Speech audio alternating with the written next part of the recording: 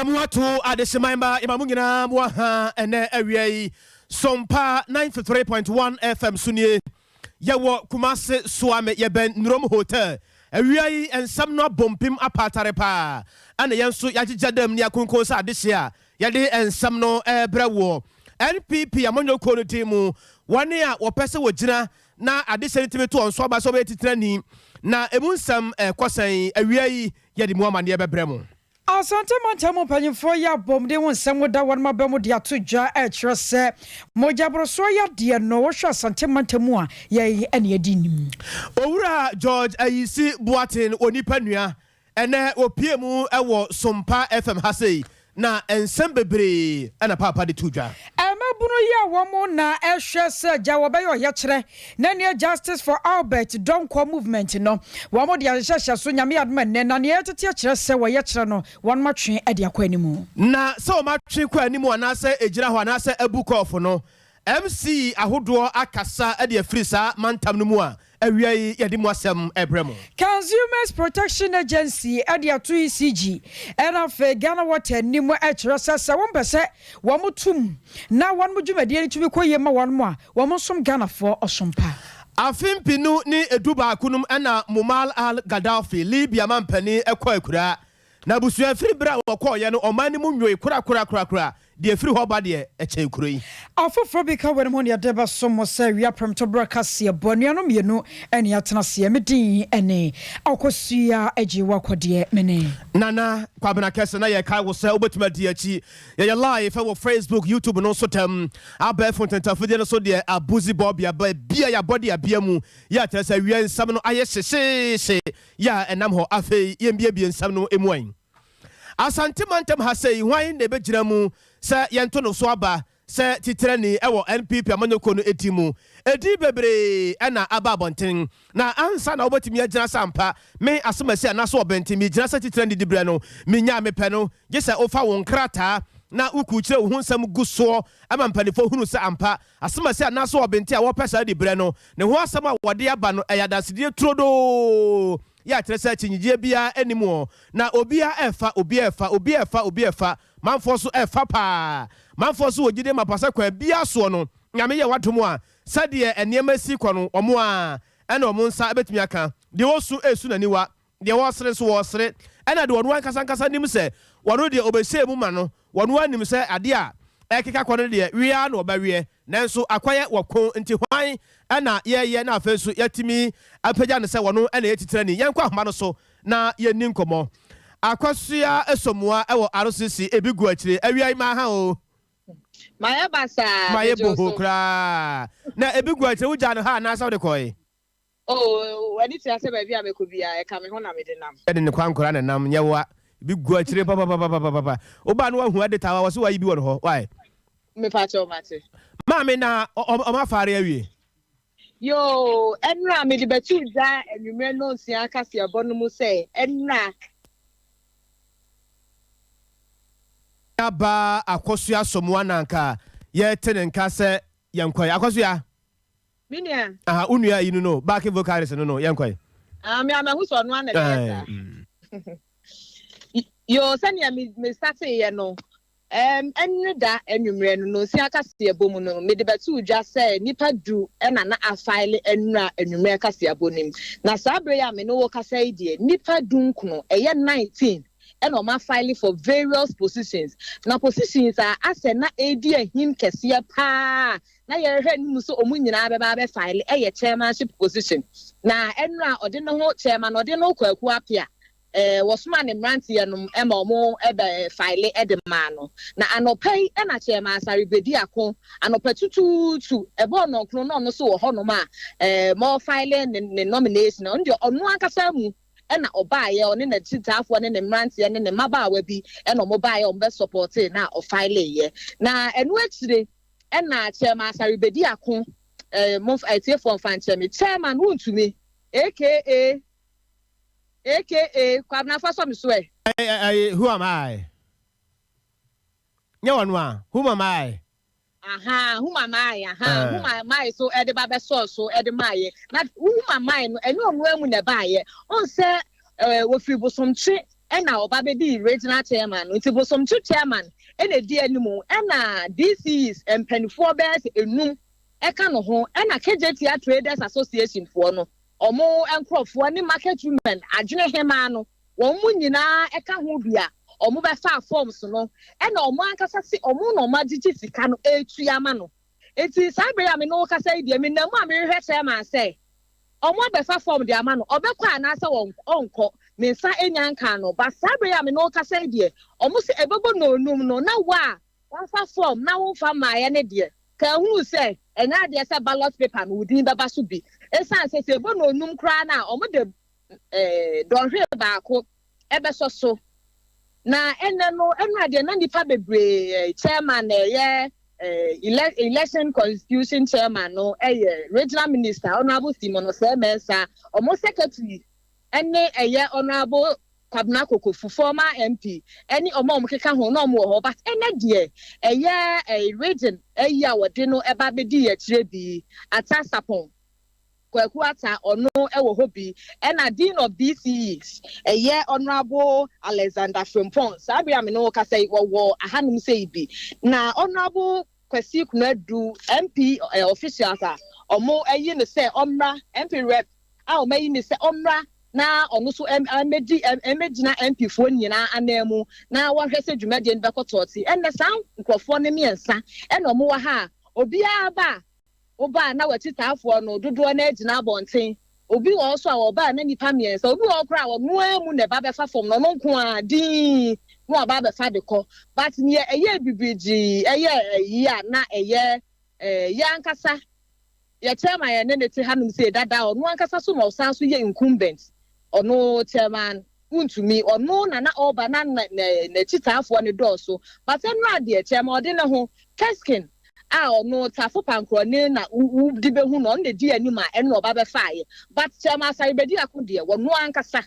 ene oba ya obe faaye o guso o mo pekepeke no mo file nomination no enti anumre kase ebomu no ne ebetria to bia ne be mama so ate bigu akire ansa na meja wa ma odidi aka na gu akire ho no enya ne ntia sa DC sahodo nso ebepie mu na uhwiehwie o mo pampa no a na o pampa no kire sen o mba ho o mba ye den omo pampa ni nyina agina se wo mo chairman o se duduo na ya constituency chairman ansa no mo di be di DC enti sa omo chairman na ye omo boss no wodi omo aba be di DC ne de me nkasa de but kwabna wa ni tua ba bi ade na eko na che so omo ba be di mo se omo no chairman abon nkwa ma omo so omo mo ne nkowu enti o hwa utie fom pa ugira ba bi din na se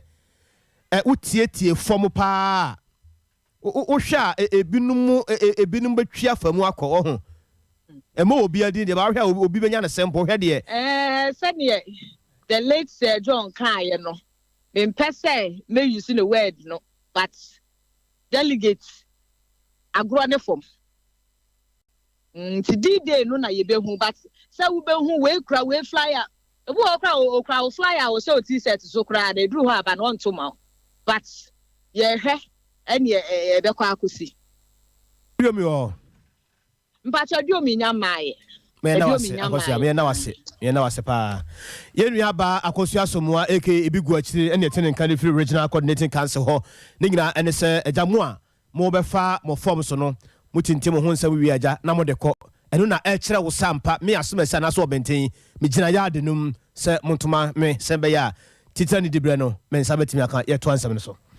Yako yapom de mu nsemu na eno de due na wiase amansan nyina yesi wo se mo jabroso da wo hwe na wo de di se ne wo hwe mu a World Hypertension League wano pa hontoma afempem yenu ne enum no mu no na sedro sabre we ya mpanyifo titu ne ntini titiru ene won me ba na pom de mu nsemu a wabere wo mu no won wo hyase ye nkyerɛkyerɛ de fa mo jabroso se ne edi ade hye no nyana so abu ani agu so mpɛsɛ ye ba pa akonya bi atena so ne atie mu asɛm se ne sitie no enti eno na abo my Ghana mua and penny for ya one share pomade one some so shall bokoko some mojabrosona or hopa na ekum nipa dini penya ya shaya ebetu ya gentle ha I want my Ghana emu asante mantemu penny pa ya wano and a bunny upon demo wadano Dr. Emmanuel Tenkra one ya one boni a year a bosso a bonk mo Benjamin Kusi and I watch him say Yamir no kwasemni asante mantemu ya dia mojabroso ya diano a yati te say ama one hand and crampon can ade shebe se empem wo ha aduonu baako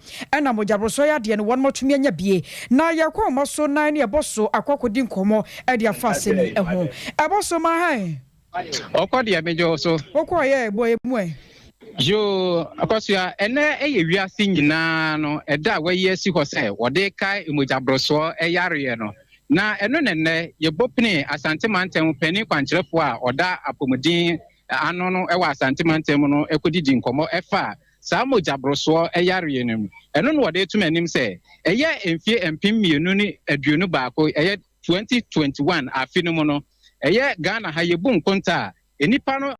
ahensia empim ahensia aduonu ena cheso mu etimi enya saa yare hypertension bi 620,000 na emu so ba asante mantem dia omubu nkonta na chese eye empim oha aduonu baako ena saa mredie ombetimi akansi so se omotimi enya saa yare hypertension ye mojabroso yare ni bi na saa yare no wo chemu se enkane no nanke ye wo adwen bi se empanimfo nko an nya saa yare no anase mpobi mu wo adwen se enka ye nto yare a ye toma obi asebi nko waye obi bibi no ne de saa yare no aye no me nanso enya saa na yare no etie na saa yare aba abeka apomudin ayare sa ho asamre ni de sempo ubo wurem wo hospitals ahodo no na wo hwe yare ahodo a eba honom na say hypertension yare no eno na aye yare to so nkono ase obi ba ayare sabia so oba abaja yare saa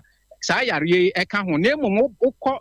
asante mantem ha de a se woba OPD sa ahodo na eye hypertension yare no eno na say de aba abeto so mienu a ya se mrantie ne mabunu a chese o maba ne de se wobogwuram wa yare sabia se okwa akwaja yare hwa obekono na chese saa yare eye mojabrosuei na owobi ewo ne nipaduam na ne nyina akwa akoye enne no yasetena mu enioma ayeye eba no nsanom yedidie mu ene mpo apomatenetene ayentenetene no eno ne ka ho ama saa yare we nyina no etimi apagya ama ne muso ama asante mantem de se yebu nkonta na waba bedi enkan ewom na ya tie simonten so ehwe se empo yare hypertension ye mojabroso no ye musa se Ghana pompo yenim saa yare ni yenim se de ne farba empo esiti ana minu amemwa haba Sompa kase eboso amejoso wi na mimusa hypertension yare unim de ewo ho ne se me hypertension no me minim de kofa ba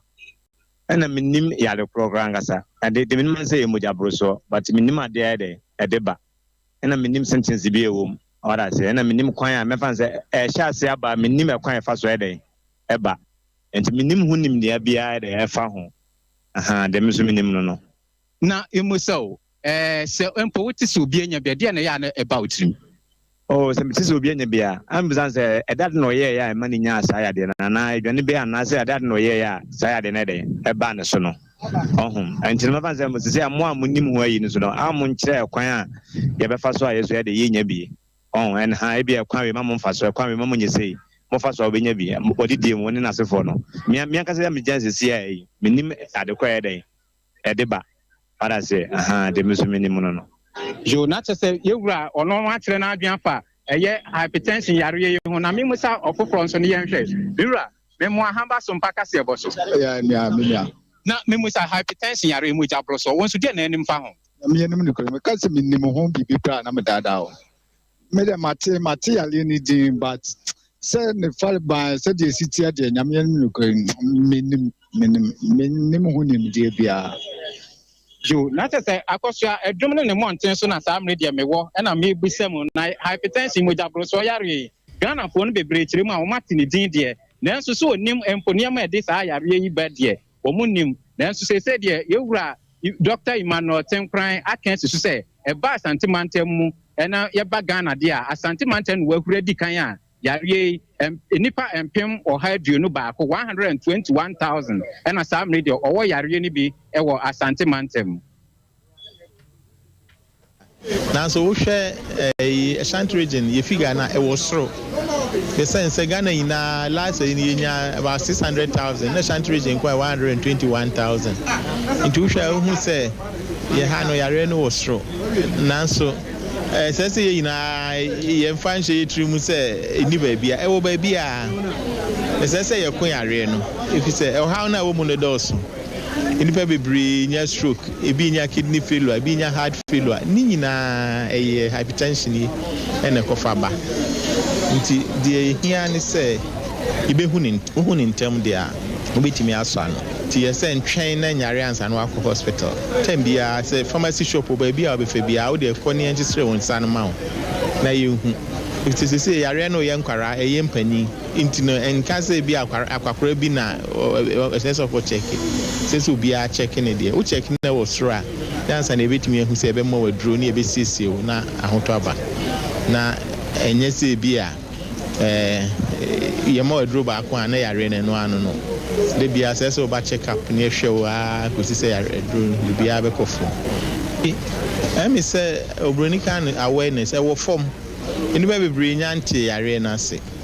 inti no eno na ema ye we na say e de hia nipa a ombetimi aboyare no hu dawru amayen inti ena ya fa de friend World Hypertension Day na ye kan yare no ho asem ena ye hospital no say ye bia tum ye friend wellness clinic obetimi akọ na say entity bia wo hia na say de say ye kan bia no so ne aka chiro inti ya tu ho anamon e anamon ayi tu enye da kro na ade bewie say ye nkakra e bedu ba bia pesi edu no.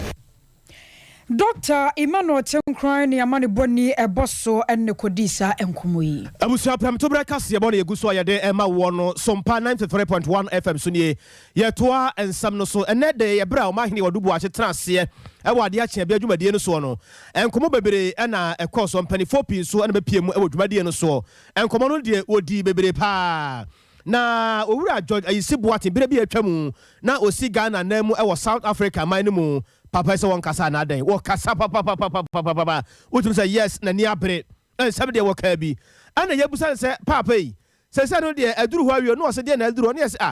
MPP abato no de say aduru awie hwan na ejira mu say titire no say asam no maka na sare so mpa mo de asam beba o no de wo ka no play nyesa bia play fa bra so mu nutu niemam dan niemam pa wo so niemam pa na yentese no sika na asam. Want to memorize society soko. We have to change him. Maka, no matter the consequences, it will be for the good of the party to change the regional leadership and even national leadership. Because I would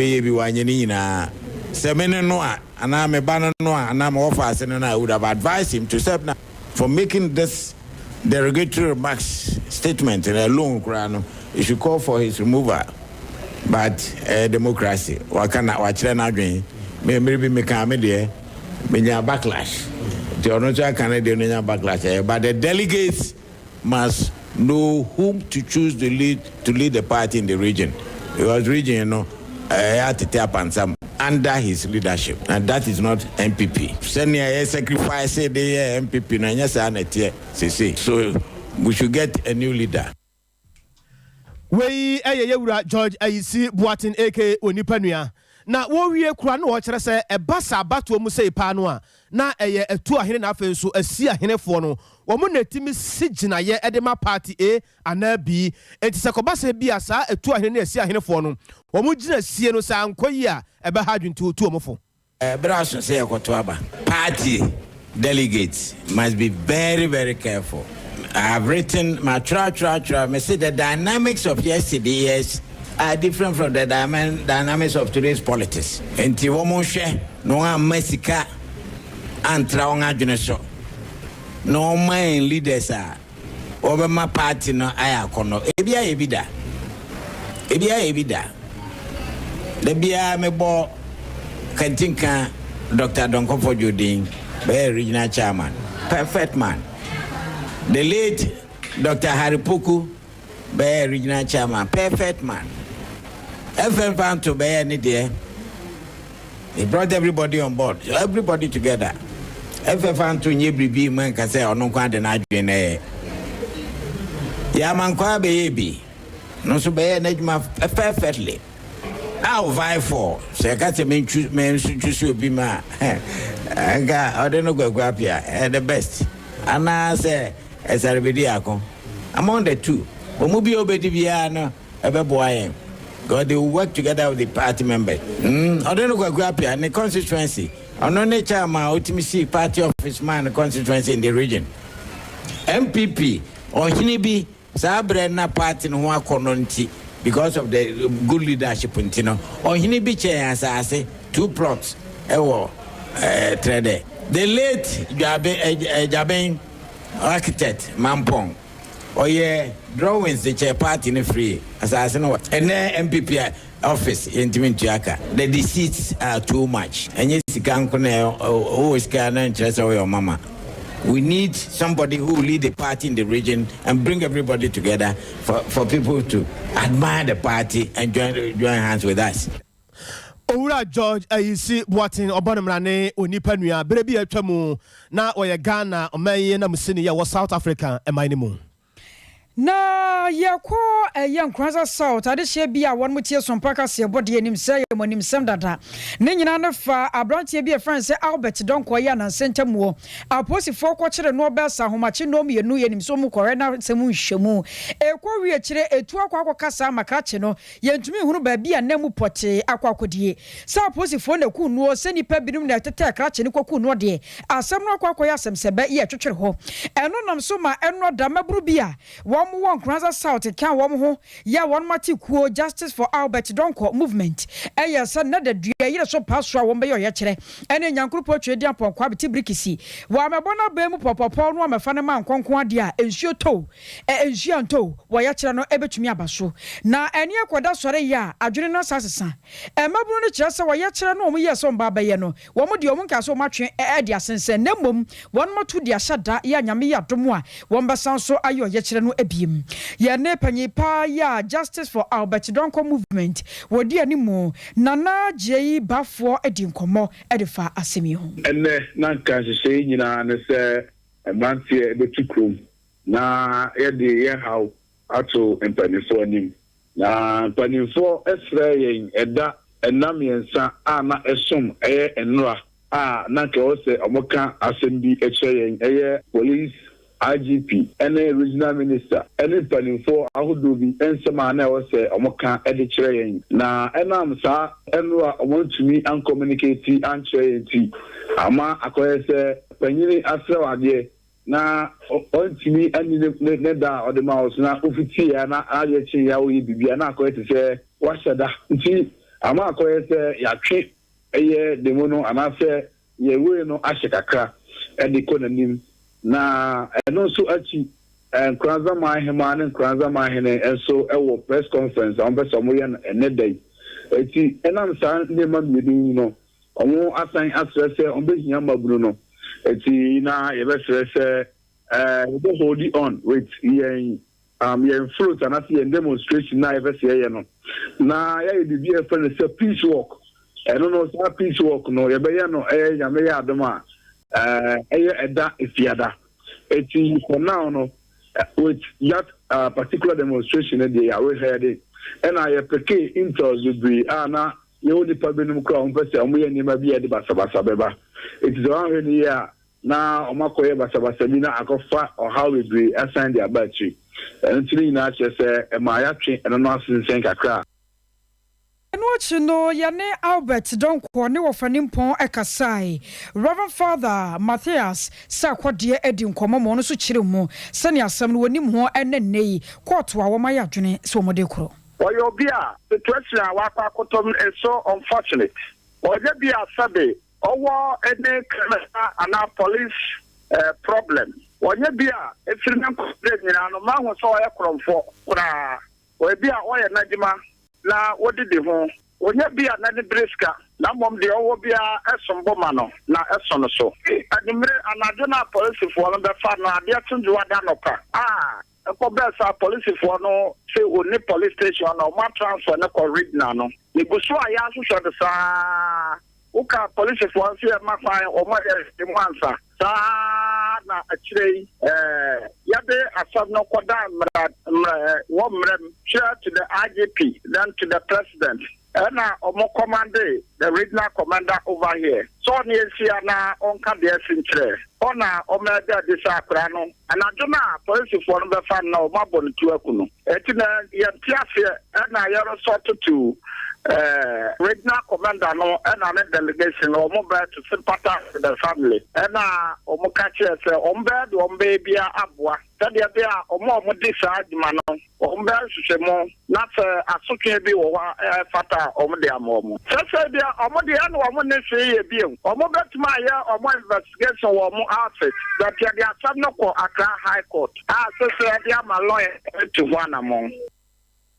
Reverend Father Matthias Sakwadie branch your friend say Albert don kwaye nei wati nana no wanse do na so na muye nya hu ba bi potia ewo no ne wo fa ne mpone ne di nkoma na wo cheche ensemu no e wo sa nkomobo no mu anso yentie MC ya wo enkranza ensemu a okafa ho ya no kete ne cha na de e wo DHS enti sabi ntwadi asa apart from a ofri mobile no obi enu ba oye buhye ni chene enti ne asi no kaye papa na anamo ayetumi se nia ekofa asa oye ne ana adeboni ba ebia no aside of music in Nkransa municipality no ye do so mo afifi mo gbe bia abo business ba na ya pene to masibe nin for ne de omo enkom omo ni yedumi se asem no esi ye no omo division bi aye intelligence unit in the bay investigation omo ba be fa branch no e de ba municipal police command ho omo de ba ho no we meet the mabe dukra ho ana omo yi bi ha de court chima the court chima no ana e ho asem ye wo mu e ni sense ko kosi na no e ba e in Nkransa division kasa na Nkransa municipality police there according to briefing omo de amame aside of music no abante na mi be 20 minutes for Nkransa municipality asi region no fa no de ko e dey see no we are dealing with region no ta omo ba fa no ko ye no omo de ko hin o yare ye e dey be see ye ta questions no ana ye bisa region is here e dey na me no ka say rest here ma 3 days no after ye no respect will meeting respect meeting na sa questions na ye tutu na no ya pe ni mu aye ene ya na regional command na class no wa ma ya nya ne tie se amu no de wo nkan e wo abusia wei eye nua be ma Albert ni wo no mu nsam bi na eguso a ye de ma wo no ena no pe bra o ma hene odubu a chetena se e wa ade a che be adwumadi no so no ena MC de ma ade hye ye wo Nkranza wote se wo de sansem wei atudwa na eno achi asam no akoye Nkranza tachiman efiri tachiman ko Nkranza efiri Nkranza eba tachiman na kire se ebra so se wo se yenso yetie de efiri tachiman so eba eno ka ho bi me ne MC ya de ma ade hye ye wo tachiman wono so ye ne edi nkomo kakra me ebusa ne se papa onso side no ene say see am no ka say asem no go beyond music I say what music the regional minister honorable Kwasi Apijan has taken charge of this issue. In fact, two and more me nanom ane abusuano akoshia won Nkranza. Say regional police commander Ogusua ehwehwemu ba bia omapem so adu. And now me no ka say RISIC meeting. Meeting and now prayer. Yabekona yabenya briefing on the whole issue from the police commander. Na said the assembly extra the Fabaya and the Apakokutu. And this area RISIC yet to be briefed fully on the whole issue. Now the next step of action I will taking of let's say I don't want to preempt na and yes the intention na the Nkranza minister chief executive the kind of briefing and think I'm not saying I have to be or the amamono na the recipient of the body said I share and I am from the pronouns in the dead, but as to the all banner, I believe the body true, and now the bigger body true, and now the choir to the pastor cano, and they a whole sense and the lecture, like another day, so you film, you send me terminal, the full details of the whole issue and the Bible thing, now, the people,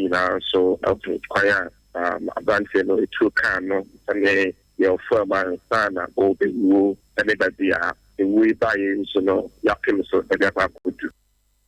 abusuafo ya amudi achi ene awie eye Sompa 93.1 FM so no wo se video bi eda ho video no ye na no pebra o mahene edi nkomo no na opia so ekọ abusuafie ho eno nti hu se nipa bi ewo ho no mu a osu na kire se ha pa abusuafie ho nie we ni ye ne maame na afi so abusuafo no bi ebere asem no ba se ne nsem twerofo bo pia mu no ana yɛkɔpie mu ɛwɔ abusua fie hɔnom yɛ akyerɛ sɛ maame no wɔka nsɛm yɛ nsɛnkyerɛnne paa na wohwɛ fie hɔnom atum sɛ no kura nie obia yɛ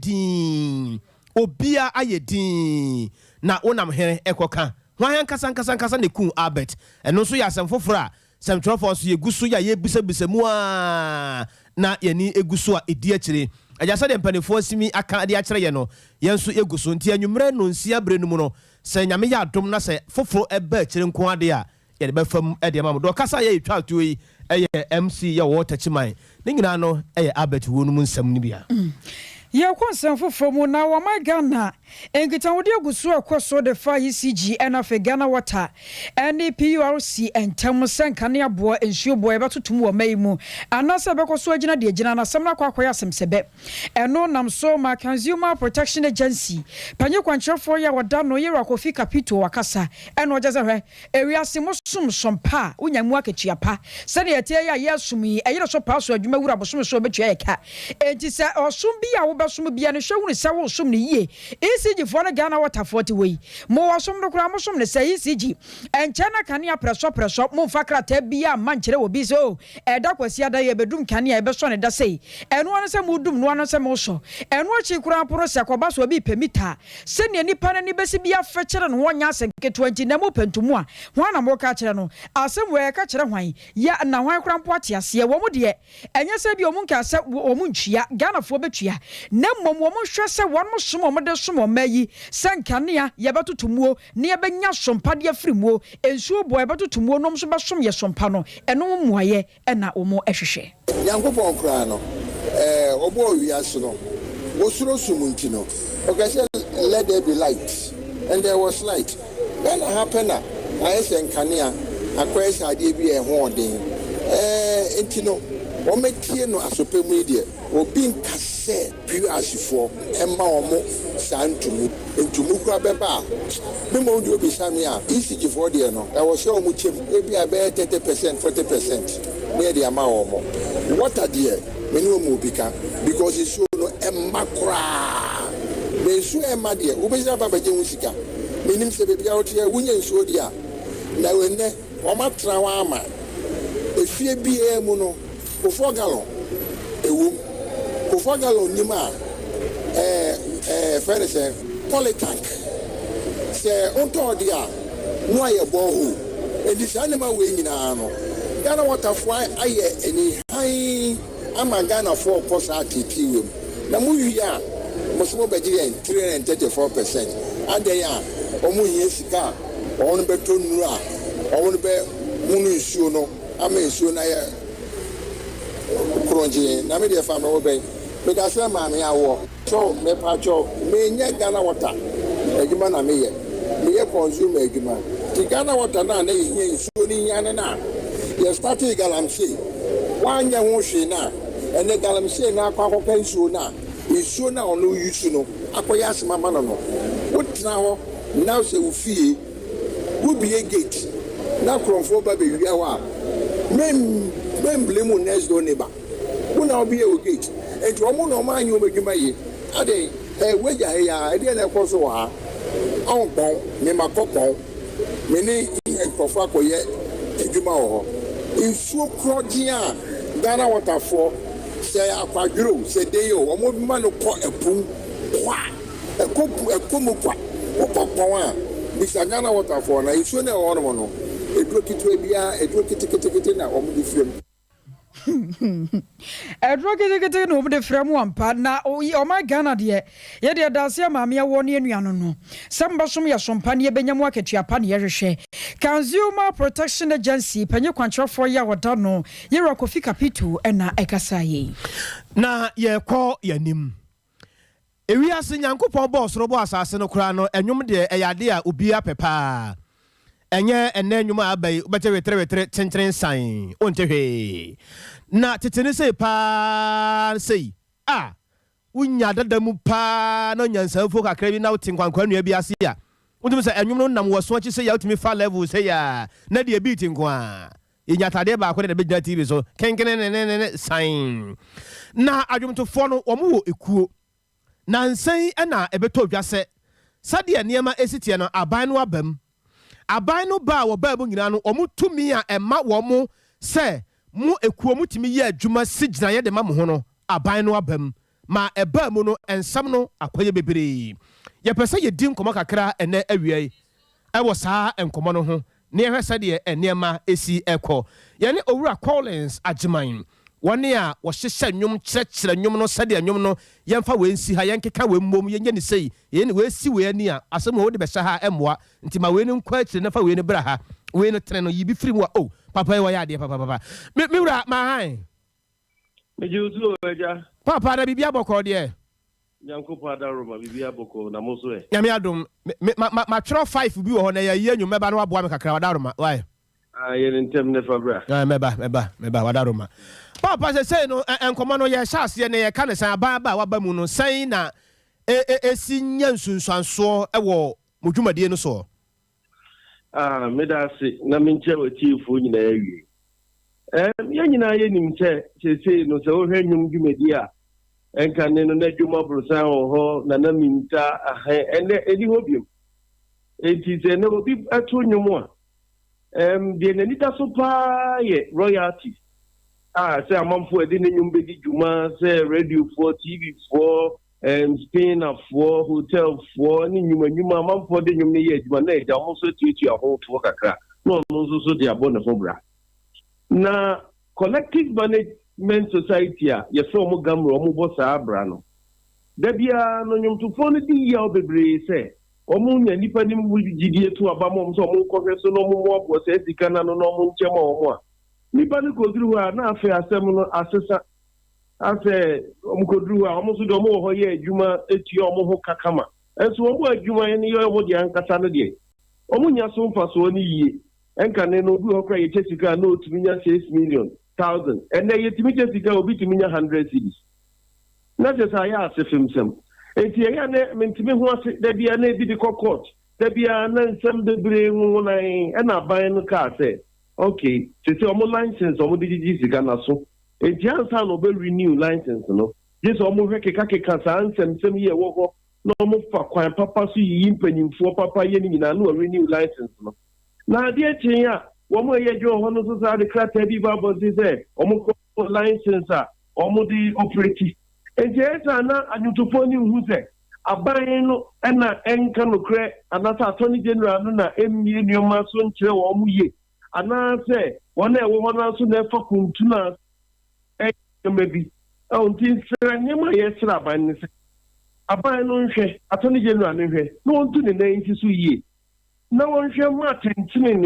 ne mranye adwuma na court asem no wo ho ni nyina no omo hwe nka ni ntam emfiri ho na yemfa mra kwan ni kwan trodo so nyi nipa kama enhwe masa nhyehyɛ ne nkoso na no fo bre eno mo ekomo dimpanimfo ibi yare ya na bi yare wua na bi wu enso wo anyom ho ajapade a ombetimi anya sika kakra de abo mo ho bra enti se aban na adesrede efa atodi de no aso se wonhwe na ho nhyehyɛ kama wo se ye no omo nye na anyomtofo haw no do so dodo papa yɛsɛ mu ankasa sɛ BBC ekuo no mu a ɛkwan mo fa so kora ya mo siesie no ya na wɔ fam ɛna sɛ enka bom nso ni mo ntam ɛte saa wɔ ho ya enti saa na akɔyɛ te sɛ ɛne nkyɛe kora aban no ɛyɛ mediation committee ɛde ma gamrofoɔ sɛ ɔmo mfa ɛkwan baako ne mmienu ne mmiɛnsa so ɛnso so nipa na ɛkɔyɛ mediation no ba abɔnte a no ma be dani asem no ma ba be bibi foforo kra nti akotiko no jira kwantia nti enko nanim na so ka ye number no so mfidi a ka ye number no na ehwe ka ye hyehyɛ mra ma ye na ka ye hwe kwan papa so na ka ye de ye na so ndua ba enso so da bi omu twa omu ho ba enko ye nya so ndua na ni omu ntem na so bi nim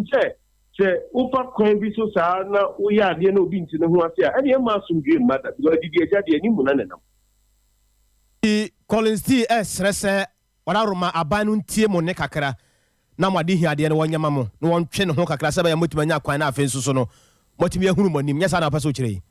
aha abanu nhwe no ntutu ne omayi na court nsɛm ahodo a ɛwɔ hɔ no ye omun kan nsɛm mfiri hɔ ne ehu asɛm no kuma sibre na nya sɛ asɛda bia no to fo ɔtwe manso asɛda bia ye wɔ court enti adwuma no nkɔso da Enko so nyina so sika yi yunugu afọ so dia na ebi na omo ayi omo adwuma no de se go omo to for na ekom de omo emwa entiaba ni hwe no ho Collins still betimi akaya the last time wa eja kakra ba ya mo che ye no e ku num no edi be san abosom ya na afe edi be afi ni ko afi mu ani na ye che bi enso kra na enko yi bia ene se o phone sekita wo no de me se woni adaje wo so kra o se de pressure si be ba wo so ni ade na nani obeye ne de si esum nipa nti esum oman no de o si ye ya from de bia na ye de som Sompa yes already betie mo so frɛ Collins na wie Sompa wunya brɛ so na to afa wo de wa wodiem why mbacho matia me that ye nua be ma Collins de ne dwuma wa santimantem ha se na wo ye obi a yen hyehyɛ nwom yen kyerɛ yen position nwom no ye hwɛ de nwom no besi akɔ yen fa we nsisi ani yen ka we no mom yen ne sei no hyehyɛ nwom no ho adwuma kama na ate sɛ ye no edin komo na we no eye gambro onsu a osu kyerɛ sɛ aban no tumi kɛse a wode ne nsa to so e wo mu no ɛno na aha wo dwuma de nti mo sra aban onye hu bi ma wo Yekwa umaso na yekwa kodi nkomo na 2022 Green Ghana project ya bando ya safi ya babe duedue nnua sane be ya babia ba shrek kama sanse nnua wo hoye no ne ma ya mframa papa na yetumi ho bibie na panyifo nkrampo aka de ato se eda due atwa to kora bewuo no sada nipa wo no so twa to wasase so obefiri ha enti na jese ho akwakwo hia se nnua ne de ye dua ne double na atumi aboa yen na wo hwemo pa no Youth Employment Agency empanyifo ya wo mo ye adwuma ho wamudodo no ano ene ya na wamutumi boa emanu aduadua yi etumi ekonkan na yetete kyerese afidie no ahwe yi a wamufom ho nyim ni nyina ne kyerese ewiase mu owi adidija ene muna ne nam yakwa omaso no ne Yakubu andani akokodi nkomo wono ye member de ema won mo Youth Employment Agency adwumako ni mu Yakubu ye mo ha enya meniaba apom ye de Eradi adom ene mo mpaibo ede nyame ase na mko kwa apaye ye koko ne de apaipa ni na ne se ye adumefo a ye bo waye under afforestation or forestry commission ye duma ye ne se ye bo aban ana aban afaya ye di enua forest na asai kwaye na asai se ni na no ye bo homode se ye bitimi amenche na aye kama na yakose ni na ne se Ishejuma se 2018 yakatua no afi bia ekikam na aba ekikam na aba na afi 2022 ehye mu free January besi May ya eben di mini aba kapre kura yensa ntimi kan ye na yaw ne ahodire sem ewo mu se ebinum ye awarefo ebinum hwe yede ehwe mma ehwe abusua na ye adwuma bosom maako num na kapre kura ema da mini aba eyadia ya pa haye nti ya dwen na ne se nyame ya adoma yenim se ending of this month ai be kwa kwose June busumu empenifo de sise gwa kwa mu se eye Green Ghana na ye beye no e be hya se aduanua nti eye Western of region why you work se bomu nyina ye se yesika akamu no aban emfa sika no ema yen a enya dia Green Ghana no ye de nan ebesi ho akoye adwuma no da nti ye ba ban kokoye de fama fidie so ama mamu nyina Ghana fo nyina ati why you fo wo Ghana nyina ati se ye se gina se sabai amfa allowance na mayen ya this month end na Green Ghana be sha se no enya de aye be ye ayara sesi anu allowance awo kan waseme be sa boso me se nie na monsan kan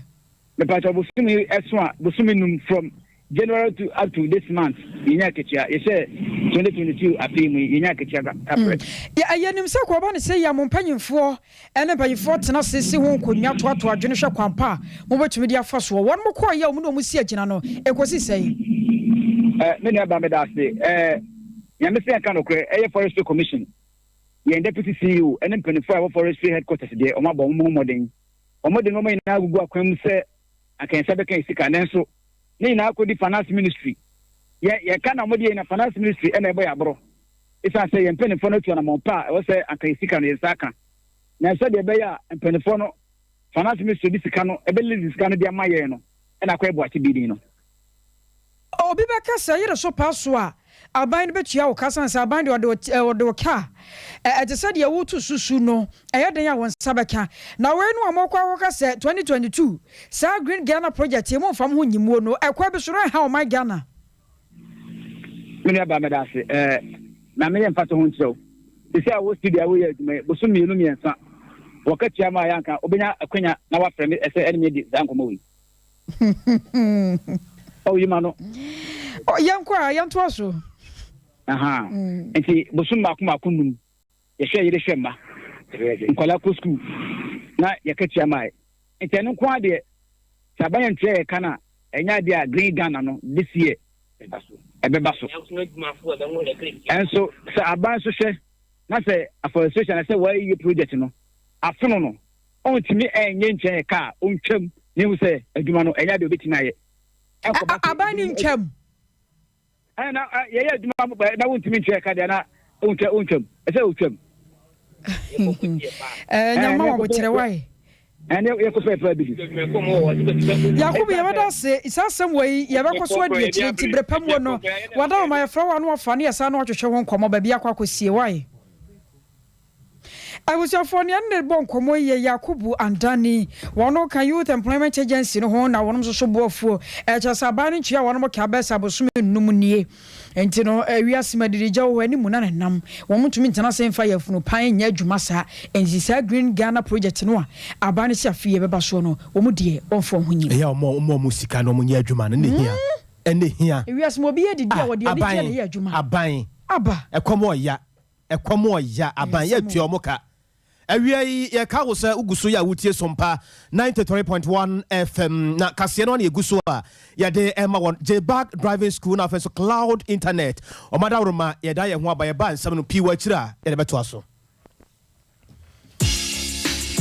Sesia Ghana hade open internet papa eye smooth eye fast bemo waye dia wo ye bia with speed dia eye Cloud Ghana internet and fa ho ne ba bia wo hye say a new site and a rural area Cloud Ghana chow internet ni tuma say demo ani entertainko na ne speed ne so de wo hu ne saso da say dwumem efie ana ba bia wo hia internet bia de and no ane Cloud Ghana internet sa santa memu hanko na wo dia wuni how kra Cloud Ghana na Ghana ha or providing internet connectivity and twitchini muntwitwensi a dem say smooth dia wodi ebia a content term so dem out say Wi-Fi and now hotspot deployment CCTV camera installation IPVT installation net surveillance digital security locks and a web hosting there Cloud Ghana internet service and kwana endi uhamo and fa ho ne ba bia wo Cloud Ghana e twa utuma say wo dem weni speed ne die esuni seso esu bimba Ghana hada simple Unya how bia you provided 24-hour support demau ye mrantie no wo frɛ ya ne edru hoda dada or how bia sane atie bia ya so no the amount what to me akoso the internet na digumedie bia wudi bia ope cha kwan ya top high opposite Love FM ye ne kwama rural bank na wo dan bakum frɛ Mr Internet was 0202 699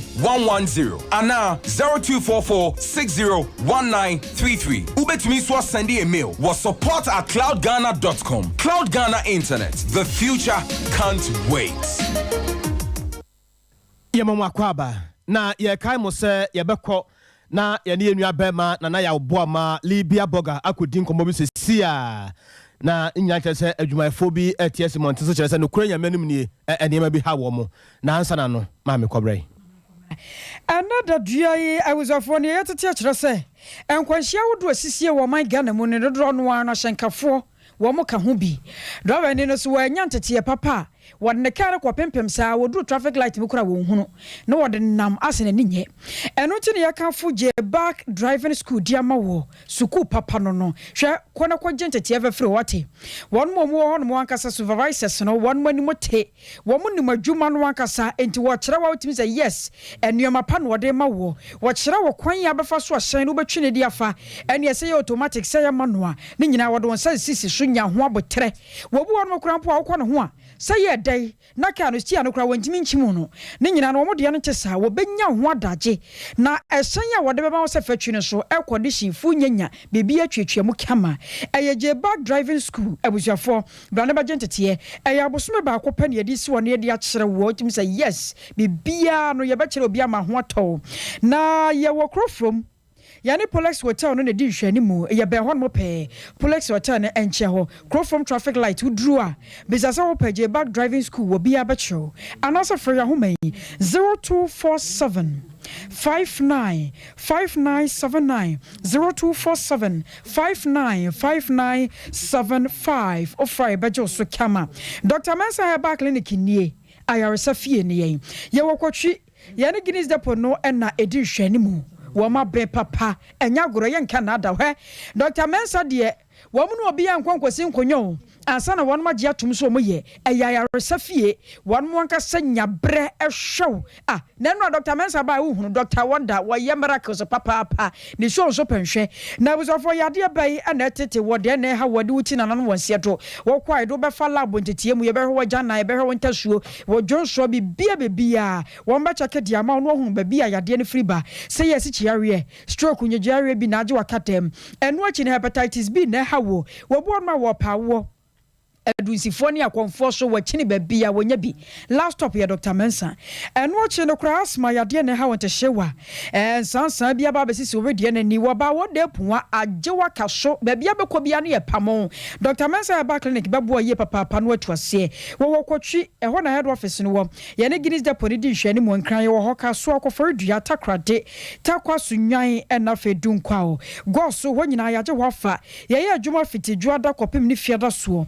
anopa no otwe keni asase ekopem anopa no nso kopem enumre nunum memenda ene kwasi adanso anopa no nso ekopem no miensa eno so ye adwuma tonsa fra ni emra mehwe wate fra ya homa no 0245 958768 0245 958768 and 0209 500273 and 0271 173 551 abusia ye ko yanim ewo ensamfoforo emu contractor ya wo ye adwuma ya ninchi efri Brazil mino emu wona na eye adwuma ewo Kajetia Central Market honom no na wono anso na ehwe airport ho sei eye adwuma ewo honom no na enwumayefo a wono mo eye adwuma no ne ayete ene se enwumayefo no kire se nokure nyame anim nie omakatua no esua enti se contractor na anye ho bibia amfama wo mo a na se wo be ye adwuma de ahwe wo masetena mu de na enso so omefa wo ho adwen asami sa na te anase entesa yenko ahoma no so na yeni nkomo kakra ahoma no so ayekọ no yene yewura yi Manuel Danso we consultant adema contractor yi papa Sompa so ni o yada asem wa ha na awie yo Sompa for me jimuso mesume mama ha ya je so papa no wapom boko de adom ne mum paibo mpacho musemusumo ho oh nyame adom Ebenezer ba bi ode abeduru ni eni asem bi aka amen papa wadaruma yenya ni tia sesi ma ba ko pebi ne ayatie no ene se madwumayefo no kire se omaka tua no mu hia mpagya mu kakra anya sa ombefa omo ho adwen eti sa me das ma minche wa tiefo me gidi se Ghana ha ni wiase san ho kire wo bia petromuntumu em say enye contractor workers nko a obia o ya ban dwuma bia ehia se ebe pagya na katuam enunti yen so ye workers no edibi baasa ye de command mother union na wa cry TUC because contractor me no ka say workers ay no me adwuma ye mpimmienu 2000 workers ye adwuma 24/7 Central Market airport komfanochi eni na ye adwuma na jo eni awia daytime nyina enji no mun sise no by ni edikan ni ye local union na din komodada say omo proposal no ye be ma omo 12% ye kan me see 15 enti omo superje mu command mother union wa tra ba na ye system no say na esi ye ne ma na ya kwakudu say it's a 12 na mature last Friday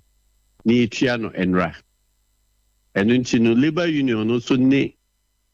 ye management no wo meeting efa o market yantumu no ochina and then she triano a Jordan no part 12% increment no. Na workers in who say ebia de dia ma omo no yentimi emfa bi nka ho biom ena omo tena se omo nya adwuma. Ne na ka difference of 3%. Na no na ochna labor union no ne yen team no ya confirm appointment in BBR for discussing. Nyame ya aduma ochna labor union be but near the supporters omo nyi we answer kusi say labor union no be wie omo hihye no because the labor union no hihye no ko be say 1 month and 2 months and some negotiation next year still huchiro okru mu nti ombe faka omo be say omo yirin be ko market no money ade no mu hia so benya 12% support no eno nye omo salary but omo salary no ntumu eno na decide because contractor de bosumi so a obia nyi sika wo site obia ko bank ni etuaneka isana nchiremu ni nyina enti na arishemu wo ho ne ani da so wo ho se omo ka makoma ntom yam exactly modi ne magu akwamba yehu bibia ma wo mo yen de se no ya confirm Accra Union TUC ochina oma fix appointment ye ne omo be share deliberation no de be sibia no ye be di super pepe nya de a ye be choma no for menchi agma for no omo enko makoma ntom ye mo chief so omo tie ya emunchiremu ena machiremu no enti ne ete ye ne se workers no e was strike no odaro mo da so a site ya omo boa ye adwuma sade da ne da omo ye no na se we destiny to move here ye we yen local meeting with a regional union or local regional union representatives so mo TUC or Asante region and rana na go no start here na de mboti ma ye no ye de afa ho mo ni yimu na ye penti ye se bebo ho mo de ni aboa ma bibia papa ye da se asem no mu ada ho nyame ntina ni mu nkira we papa amen muso da ye da se papa ye wura Emmanuel dan so ye consultant ade ma adwumako ya ono na ehwe Kumasi Kejeta Central Market ho miaye bebre na wo ye adwuma konfanoche ho nyina maternity blog ho nyina na no ada ye kofa ho asem bae ya na aka akra no omawie ye bedi nkomo bebre de afa ho ne nsam na eja ye gina so na afa so ya sere wo se awia ba bibiara ya wo ya wo te menka no se ope internet papa adi udwuma e cloud internet wo se ye nka nkyira wo se ade ba ko ya na ya pa na se bia wakọ bank ana wakọ institution bi mu se bia wakọ ye 1212 bi yes internet no enyina so na internet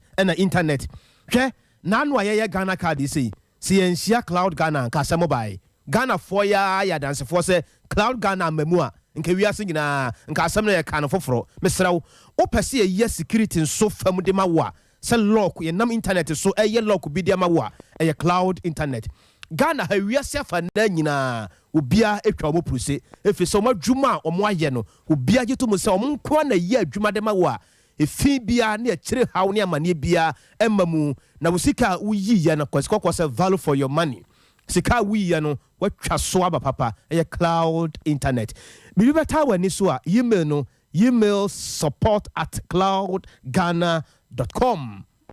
I look my face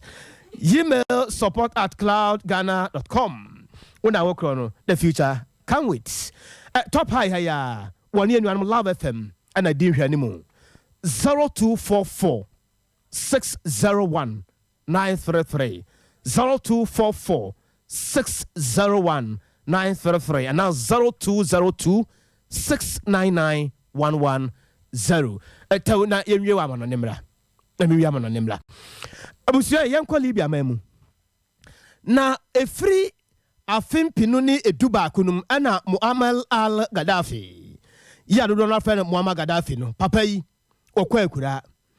na eyamanyosemu asemu a adaho da ya kire se mara sebejafo no ekwa atrase a hwan na tim so mampani bi ni ho na emu nsam no agensam e wo Libya man mu etututu akoso bebre ama ne hye bebre nso efiri mu eto ne nyina no eyese ensam a ekoso se hwan na ebedi Muammar Gaddafi ade ya nsam no akoye pinso akosia ponya ne enkwai seja ladies first enche 5 May oba ye wedding ti me pesa me jeje wo so sa talented kids anyway talented kids I was for your na kuku jamba voice editor wono na edit voices ni nyina na kura de Libya boga so beboa bi edit ne kama anyagoro na afi akoso asomuanu amaguachire mo tene nkase woto gradia bani se asi umui eje wokode ka chire so eboa bi yenkonya mofi mu ona sompa online wo hwe edi ho dwuma afi so wahinini amakranches of mami premeni wodnani monyam atachire woko MC a Hodma Rexford wo ho PK Rocky Nana Yao school fees any aki one munyina domboaye eme de kase bone bai na wo pemu a wono so se mu owura Santi Eboa Benedict wono edom se mu krogen e de maye yenso etina second kan yin bidin ene akosua ajiwa kode mene abema mehame boga nana kwabra kese eda munyina mo ase ayi ne ba e wo se ba so wo he wede no because Taylor ni nura me kono nya nwie matade no wo hu me ano head afa good table no so aka batem senko a e fifth of next month mboa boa ho dado de be fono pa okrom ha ya me yadoma e be sia